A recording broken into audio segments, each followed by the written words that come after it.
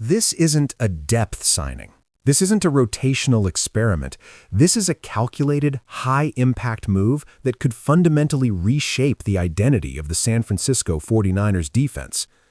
When news broke that Joey Bosa was joining the 49ers, the reaction wasn't just excitement. It was strategic shock. Because this isn't about nostalgia, name recognition, or headlines.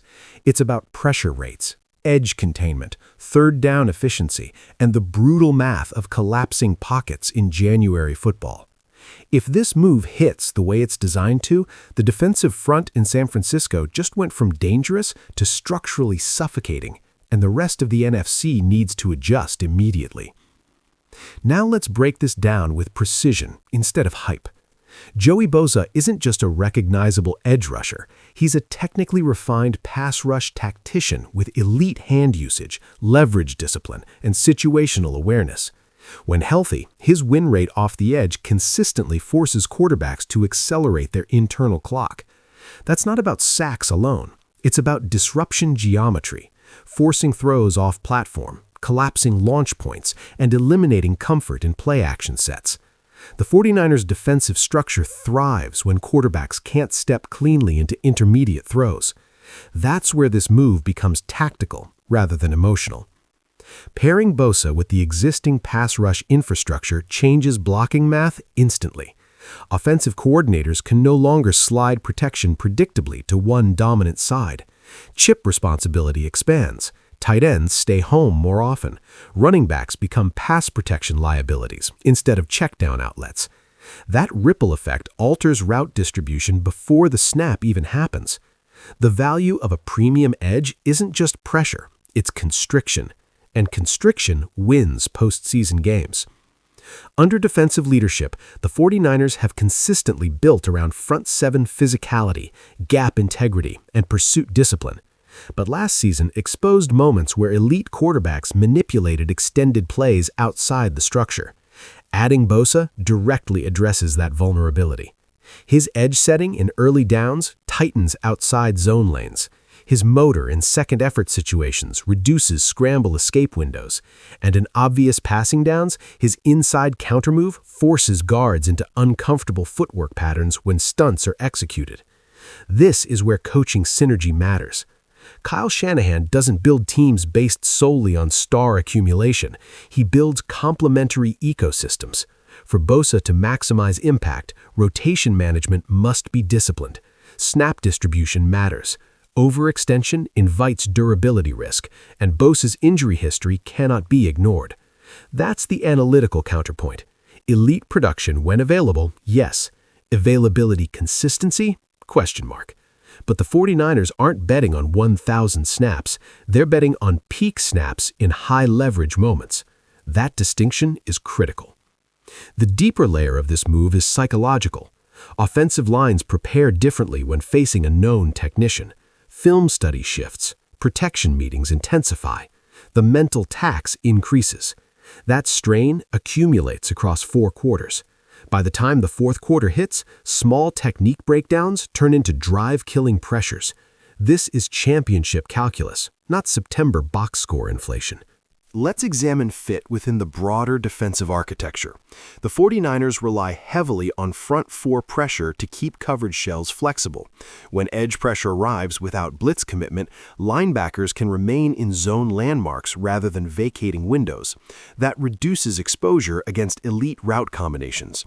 With Bosa in the mix, simulated pressures become more effective because offensive lines must respect genuine edge threat without extra rushers. It's structural multiplicity without schematic overcomplication. That matters in playoff environments where simplicity under stress wins. Now let's address the elephant in the room. Is this move sustainable long-term? Financial structuring and cap elasticity determine whether aggressive acquisitions age gracefully or suffocate flexibility.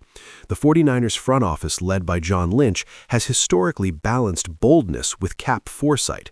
If this deal is incentive-layered and performance-aligned, the risk becomes calculated rather than reckless. The key variable is medical confidence. If internal evaluation suggests durability stabilization, the upside outweighs the exposure. But if soft tissue patterns persist, depth contingency must be ready. That's not pessimism, that's roster realism. From a competitive landscape standpoint, this move directly impacts NFC hierarchy. Quarterbacks in the conference rely heavily on timing-based systems and play-action layering. Edge disruption collapses timing. Timing collapse forces improvisation. Improvisation increases turnover probability. This is cause and effect. The 49ers aren't just adding a player, they're recalibrating offensive game plans across the conference. Against mobile quarterbacks, disciplined rush lanes are essential. Bosa's spatial awareness reduces over-pursuit, something that previously opened escape channels in critical moments. Against pocket passers, his bull rush to swim transition attacks interior shoulders, compressing depth. Both applications matter in January.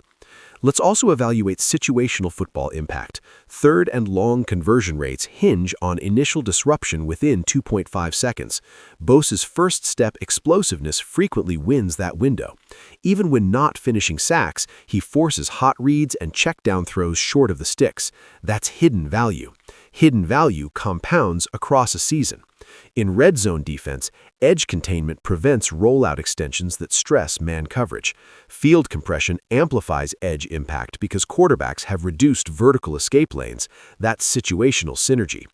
Now here's the critical lens. Star pairings do not automatically equal championships. Communication and ego management determine cohesion. The 49ers locker room culture emphasizes accountability and work ethic. Bosa's professional demeanor historically aligns with that culture, but integration speed matters. Defensive line communication on stunt timing and gap exchange must be seamless. Miscommunication turns aggression into vulnerability.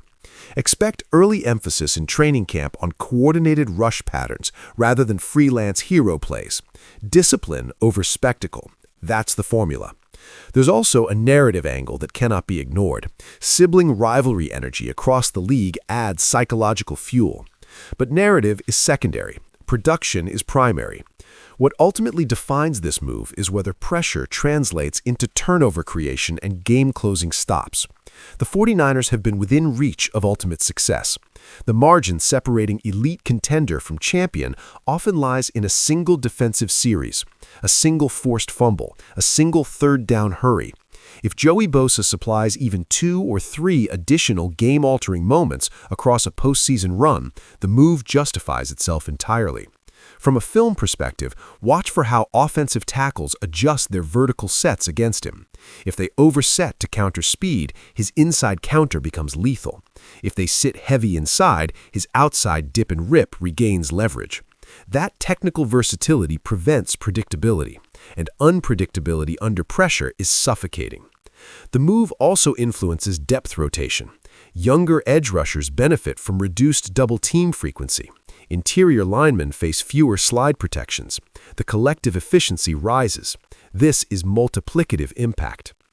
Critics will point to injury timelines and argue that reliability concerns undermine excitement. That's fair analysis, but championship teams don't operate purely on fear of downside. They evaluate probability curves. If peak output probability outweighs durability risk within structured snap management, the move is justified. The 49ers are clearly signaling belief in their competitive window. This isn't passive roster maintenance, it's active reinforcement. The broader takeaway is philosophical. The franchise refuses stagnation. Near-miss seasons can create complacency or sharpen urgency. This decision signals urgency. It signals belief that marginal gains in pass rush dominance can tilt postseason variance in their favor. And variance is everything in single elimination formats.